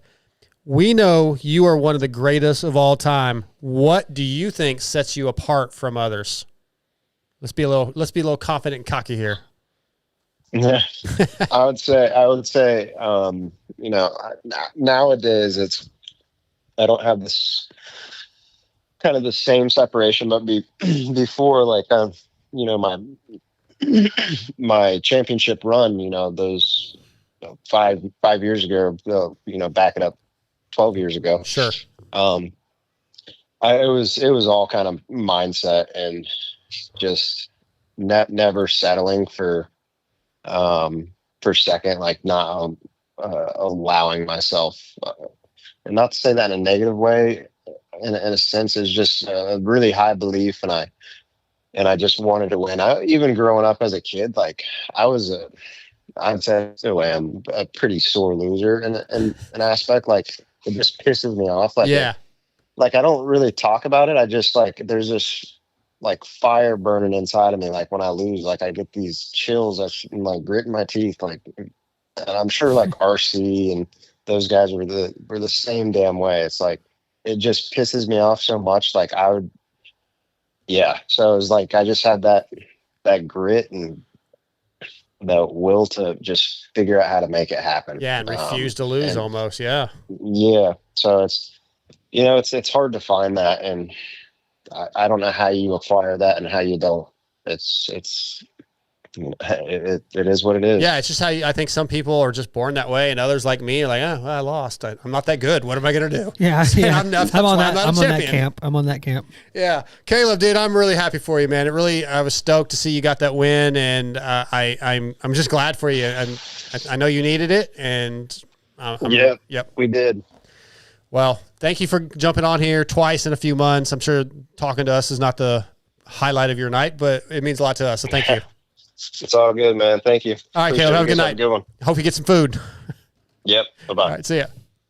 All right, Kailub Russell tonight brought to you by Yamaha Motor USA. Sorry about that. The couple of times that we've talked to him this year, it's crazy how like he was just said, the dude does not lose well. Like he was no wonder he won so much back then. He was just losing was not it. No, he's not stoked. Yeah, and where others just hey, I'll do better next week or whatever. Gave him my best shot. A guy like him, or even you hear the stories right of like Chad getting beat and just his ass kicked, and he's like, I'm gonna come back and I'm just gonna win next week. Like he's like, I know I'm good. Getting smoked by RC.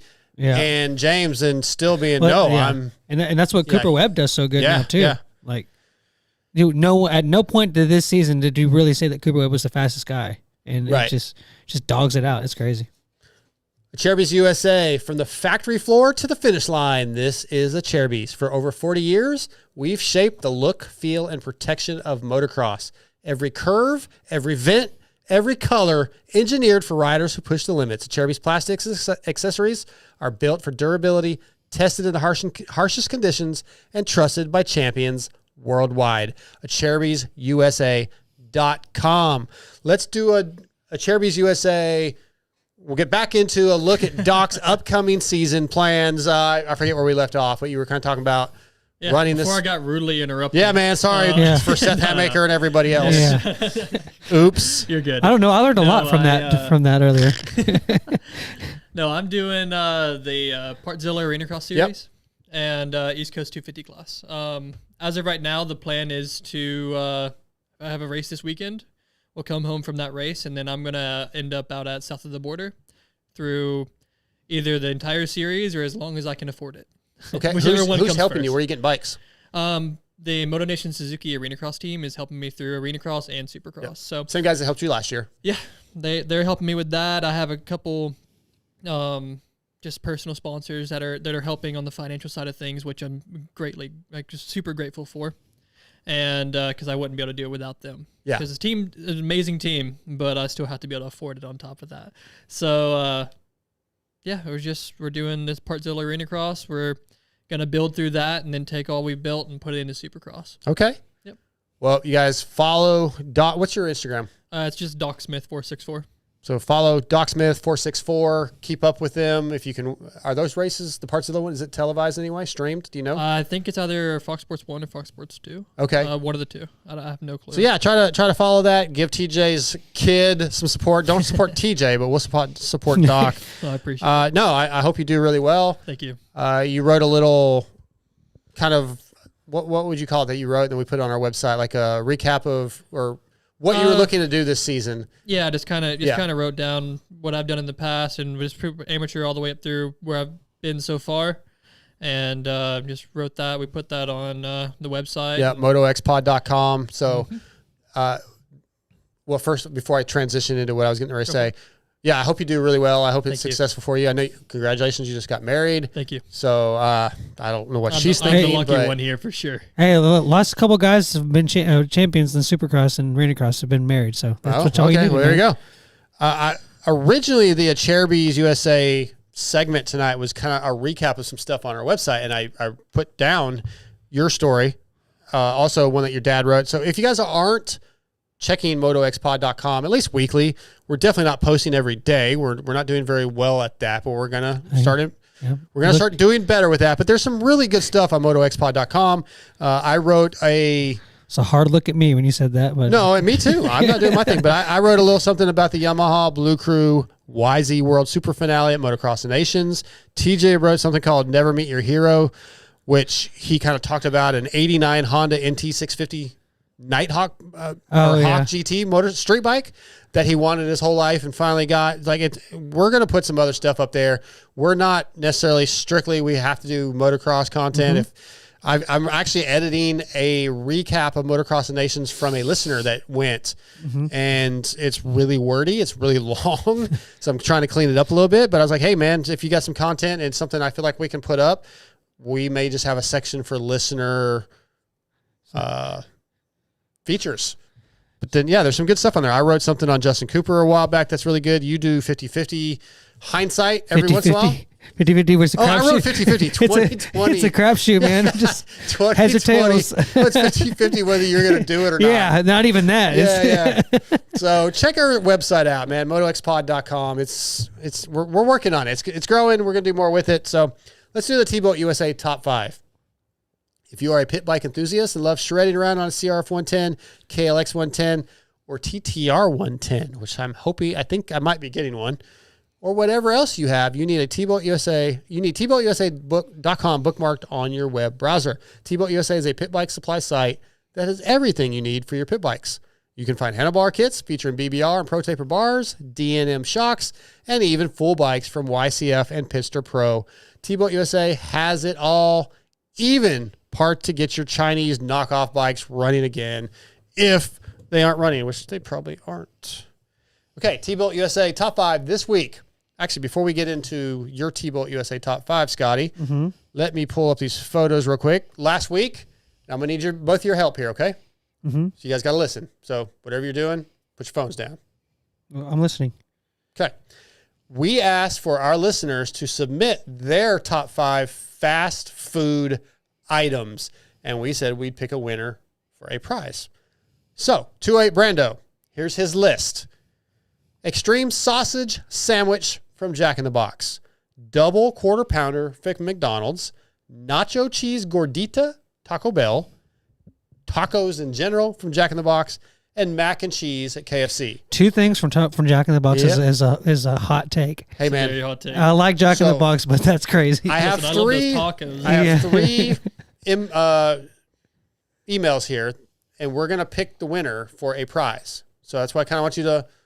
All right, so we have a hot take already from Jack in the Box, right? From 208 Brando. Chris B. Rodeo Burger BJ. I don't know what BJ is. Maybe BJ's restaurant? Sure. I don't know what it is. That's not fast food, though.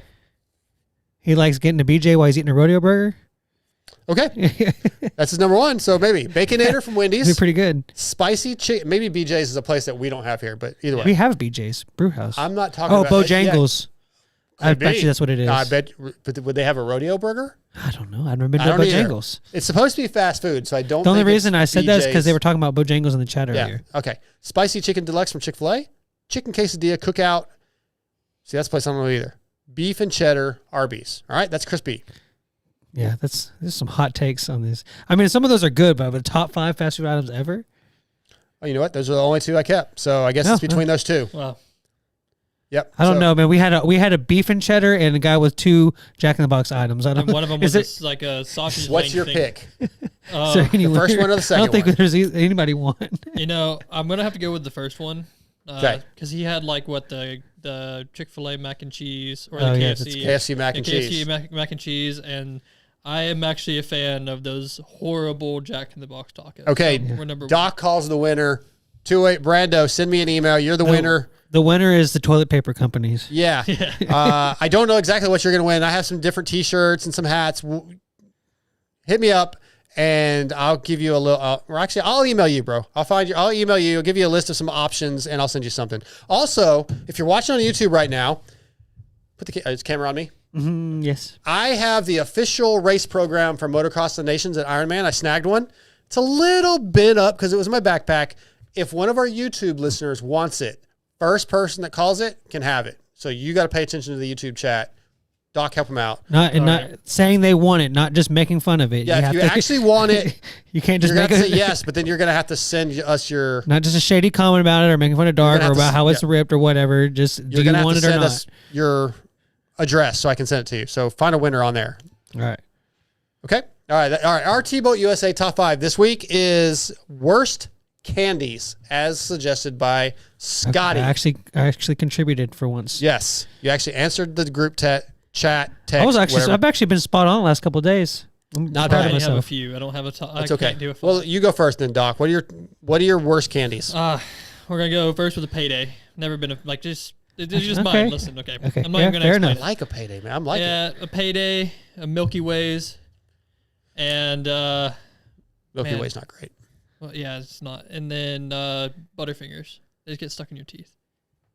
Man, those are kind of some hard-hitting candies. But I like all the ones he has said. Yeah. So okay, Yeah. I don't like that the Butterfinger sticks like it does, but I like The thing is, flavor. I'm not a huge candy sweet tooth person, so Yeah. those Yeah, are the fair ones enough. like I don't eat much of them, and if I do, it's ones that I like. Sure. So I don't try much. Okay. so. Scotty, Yeah. what's all your right. suggestion? I can go next if you want. It's up to you. I don't care. Then you go. All right. I've got Tootsie Rolls like this. They're just hard to eat. Raisinets. Well, that's why I make On a my raisin list. a candy. It's not even a candy; it's a fruit. Yeah. Sour Disguised. Skittles. I pretty much anything sour. I just pick sour Skittles. Okay. I just don't really like any kind of sour, really fruity candy. I like more like chocolatey, peanut butter kind of stuff. Taffy. It kind of falls in that sour. Like I only like grape taffy. I just don't. It's hard. Yeah, I don't like taffy. It's hard to eat. It just chews weird. I don't know. And then the worst one. I don't even know if I've ever maybe ate one when I was a kid, but they just look so. It's not that they look unappetizing. It's just the places that you find them always seem unappetizing. The little candies that look like a strawberry. These old people always had them. Yeah. Like it's probably sitting in a candy drawer for like 10 years. Yeah. Those hard that's got to candies. be like the worst candy. I don't even know what they are. Right. They remind me of like those Christmas candies that are hard, but they're like really shiny. Do you know what I'm talking about? It's not like it's not like I don't know, like a. You're not talking about the Ferrero Rocher, right? Because those I are don't even know delicious. what you just said. The gold ones, the gold. No, they're like 'Cause those are really delicious. bright, colorful candies that are hard candies that are super glossy, shiny. Maybe I don't know. I'd have to look them up. Anyway, You're talking about the packaging or the actual candy no, itself? the actual candy. Like they just people put them in a bowl and they're just open hard candies that are. They look like a toy. I don't even. I don't even know how to describe The it. butterscotch ones? Bro, no. Oh, okay. I'll Google it. I'm I'll try to trying, Google man. it. I had one more thing to say on it. Sure, go ahead. Anything black licorice is just Yeah, All right. licorice. Yeah, I could have put licorice up there. All right, so on my list, I'll do my list. Anything coconut, like Mounds, I'm out. I don't mind. I hate coconut. So candy corn. I actually like candy corn. So I don't like candy corn, but I eat it anyway because I love the shape and the way it feels. Candy corn's so not bad. weird. So but we it have doesn't some taste autism. good. It's all right. Nah, man, it's gross. I put Raisinets, same thing. It's a freaking fruit disguised as a candy. You're not tricking me, Raisinets. Circus peanuts, those real foamy. They look like a peanut, but they're foamy and they're orange. Oh, I don't. Someone just put that in chat. Yeah, they're almost like a marshmallow. I don't think but I've they're ever not. even ate one of those. That sounds Yeah, terrible. I I just thought of an honorable mention too. I put Good and Plenty, which is basically like the black Yeah, licorice. the those purple. are gross. Yeah, I know. They're why it's not on my good. list. There's not good, and there's the only reason Yeah. there's plenty of them because they taste like crap. They're not good, but there is plenty. Yeah. And then I put the Valentine hearts, like the little hard ones that's hard ones that Oh, say those are like, good. I don't know, Heartbreaker. Or the ones that are like I love you, Yeah. sweetheart. Yeah. Those aren't good. Oh, I thought of an honorable mention too. Sure, have at it. Peeps. Oh yeah, Yeah, those are Yeah, disgusting. it's just a I don't like marshmallow sugar that around much. it. Yeah. Now, yeah, okay. All right, that's our list. MotoXpod.com. Use that contact form. Send us in your top 5 worst candies. I want to get a bunch this time. Send us some. Although the problem is it might be all the same, but I still want to hear your list. Another one know I what? thought was pointless is the sheets that have the little dots on them. I don't even know what those are. It's like a long sheet and it's like different colored little dots. Like you just eat it off of the little sheet. I don't. It's kind of like someone said ribbon candy. It made me think of that. Is that are you talking about acid? Oh no, that would have been all right. Are you taking hits acid? No, I've seen This sucks, bro. Okay, then there must be Can't like taste anything. Just there must be wipe like the whole toddlers. thing and toss it in his mouth. Yeah, there must be toddlers dropping acid then, from what I've seen, because I've seen kids have it. Oh, that made me. I laughed at myself. I know Vathic sent one in. I'm trying to find it. Oh, you know what? That was my other. Okay, it didn't come onto my phone. I saw it on the website. Vathic did send his top 5 in. Sorry, bro. We already picked a winner. Fries from McDonald's, Egg McMuffin from McDonald's, pepperoni pan crust pizza from Pizza Hut. Not really fast food, but Mexican pizza, Taco Bell, footlong chili cheese coney, Sonic, or Dairy Queen. We stopped selling the chili cheese dogs at ours. Just at yours? Yeah. Well, I think that probably whole- would have been the winner overall if we would have read it. Yeah. Maybe. Sorry, Vathic. I think. Well, I had chili cheese tots from Sonic on mine. It's the same chili that's on the dog, but Oh, yeah. Okay. I'm looking real quick. Tim West sent in idea for a T-Bolt USA top 5. Top 5 things the panel does to stay sane during the break from the conclusion of SMX until Anaheim 1. 2 weeks from now, our next show, that'll be our top 5. what was it? Top 5 things we do to stay sane during the off-season, Well, I mean, basically. honestly, we've got Do a show. we got arena. There's a couple arena cross things to follow. Can you save it until we do We got- our top 5 in 2 weeks? I'm not getting. I'm. That might be in your top 5. But I'm not agreeing with it. No, we're going to do that top 5 in 2 weeks. The Oh, top 5 things that- we do to stay sane. Watch Arena Cross. Oh, gotcha. Okay. Jeez, guys. But it's like, but that's saying that there's Maybe we should nothing. do our top 5 in Canada. There's nothing going on in the sport, is what he's saying. But that's not true. But he didn't say there's nothing going on. It's from All right, SMX fair Super, enough. All right, yes, sir. Sorry. premier series that Gotcha. we really Yep. love. I'm starting to see why they bully you. Yeah, bro. Thank you. High 5. Okay, idiot. Stop acting like an idiot. You're the idiot. Don't be an idiot. Changed my life. God, we hope people are still listening. ETS Racing Fuels was forged from the heat of competition nearly 30 years ago, developing purpose-engineered fuel for high-profile teams and highly competitive series. We have been the power behind many podium wins ever since.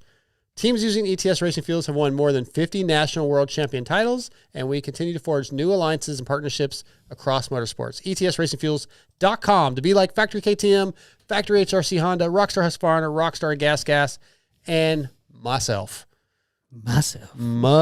ETS Racing Fuels, pick one. All right. We had a little debate before the show on what we were going to do. I had a suggestion. I talked to Lewis earlier today. He changed gave me a separate suggestion, adding on to my suggestion. The guys in studio liked Lewis's suggestion better than my suggestion.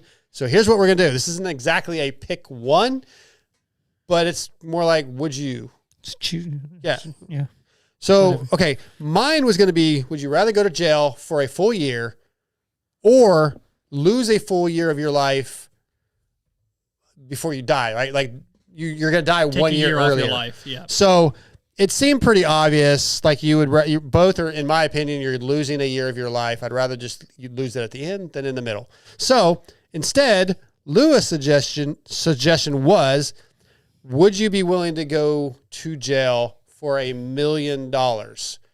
So, and we're going to mess with that a little bit. So my first question is, are we talking prison? Yeah, jail, Like yes. full-on Prison, no. I mean, that's pretty much where straight up. I'm going to be somebody's chick. I'm not taking $1 million for that. I think Not it's happening. pretty ironic. The person with the most tattoos, that would be look like the person that's been to prison. It gives them something to look at. That's very judgmental of you. You looked at your arms? Yeah, and you're saying I look like I should be in jail because I have tattoos? No, I say it's a very Rude. common thing. Is people Rude. that have been to jail have tattoos. I don't have No, jail has actually, tattoos. you know what he looks like? He looks. No, we're not even on the subject anymore. He looks like the guy that like went to jail, but like now tells you like to come to church and stuff. Okay. I think that's a factor. What kind of jail we're talking? If from just Texas State. I don't know. I don't know that I would go to any jail for $1 million for a full year. I'm going to say no. So let's start there. Scotty, would you go to jail? Well, it could be county. That's fine if you think that's lesser than prison, which it probably is. Would you go to county jail for a full year if you knew when you got out you had $1 million? I mean, I went for like a little over a month without choice. So I mean, I guess I would do it. I guess I would do it for. I could do it for a year for $1 million. Okay, all right. So you're gonna do it for $1 million. County though, prison absolutely not. Okay, Doc. Yeah. You do it for $1 million. Yeah. Okay, so all right. So you guys both say yes. County's not that bad. Like $1 million. That's a significant. I just don't want to be. I'd rather make my whatever I make a year. And you get free to go to the races, to watch races, to be with my family, watch the races. To do things with my grandkids. I watch Supercross. Yeah, I'm not. $1 million is not worth it for me to be away from my family and my loved ones and not do the things just I love for a to year. do. Then you can go on a year vacation after that. What if the day I get out, I get hit by a car and that was my last year of my life. Well, I wasted can't think about it like that. Okay, my answer is no. All right. Well, I can't tell you how your answer is wrong. Past that, yeah, you can. Okay. Past that, it was kind of then suggested. Well, how much would you go to jail for a year? For me, $10 million. For county? Yeah, man. I don't want to go to jail. Is your job paying that good right now? No, not even. But it's just not worth it. I don't want to go to jail and be, dude. I don't like going to work for 8 hours and being away from everybody. For $10 million, I might even start considering prison. All right. MotoXpod.com, contact form. Give us your thoughts. Anything else on that topic? Thanks again to Lewis for upgrading the level of our performance tonight. What if you were even so when I had to do a short stint of time, I was made a trustee where I went and actually got to work and we worked with the county road and bridge department. Sure. And we got out every day of the weekday and we were actually out and we weren't free, but we were doing stuff. We were. I know what you're trying to say. Yeah. I mean, that wasn't Are that you bad. asking me would that help? No. I don't want to go to jail. I want to right now. If I want to end the show, My mom, I talk to my mom every day. She came and saw me. Can I finish? No. Why are you interrupting me? It's right now. I want to end the show. I hit stop record. I can walk out that door and I can go get a Big Mac. Yeah. I want to be able to do that. I want to be able to get my French fries. I want to be able to complain about the fact that the drive-thru took forever. I want to go down to Chicken Express and get sweet tea. I want to walk in there and tell Amber that would you stop interrupting me? No, because you're stupid. You're stupid. I'm sorry that you hate your family. No. I want to be able to see my family every day and do the shit I want to do. $1 million is not worth it to take that away from me. I know you don't ride dirt bikes anymore. Yeah, I want to go ride like I did last weekend at Sam's and maybe this weekend. I can't do that if I'm in jail. It's not worth it. For a year. Scotty. But then you put it away. Okay. How many times are you going to say it before you realize that my answer is no? But I'm just trying to get you to look at perspective of how many of those things that you could then do more of the next year. No, I'm good. All right, fine. No, you want to ask me again? No, I'm good. You've made yourself clear. Yeah, what's that? Can he ask you your age? Yeah, how old would you be if you did a year in jail? I'd be dead because I'd be miserable. All right. What a show. Yeah, it's fun. FXR is designed by racers for racers with industry-leading fit, finish, and performance. Progression is the name of the game with every new piece created. At FXR, we push our brand to the next level to provide you with the best product possible. Used by Muck Off, FXR, Club MX Yamaha, Malcolm Stewart, Mike Brown, Brock Tickle, Chris Kiefer, and many more. FXR has core motor roots, so visit fxrracing.com to see the complete line of 2026 riding gear available to you, casual wear, etc. Okay, guys, no show next week. We'll be back in 2 weeks. No idea what we're going to talk about just yet, who's going to be on, who's going to be in studio. I'll be here. You will probably be here. I do want to thank our presenting sponsors, Racetech and Yamaha Motor USA. I want to thank Guts Racing, X-Brand Goggles, FXR, ETS Racing Fuels, T-Bolt USA, Grill Your Ass Off, Cherubies USA. Thanks for coming on board, guys. Racetech, don't forget about that airbox. Go check it out if you're riding a Yamaha 250, 24 to 26 model. Anything else, guys? I want to thank Seth Hammaker, Christian Craig, Kailub Russell. Either of you have anything else before we go? Too bad. I'm hitting the button. All right, guys. That's it. We're out.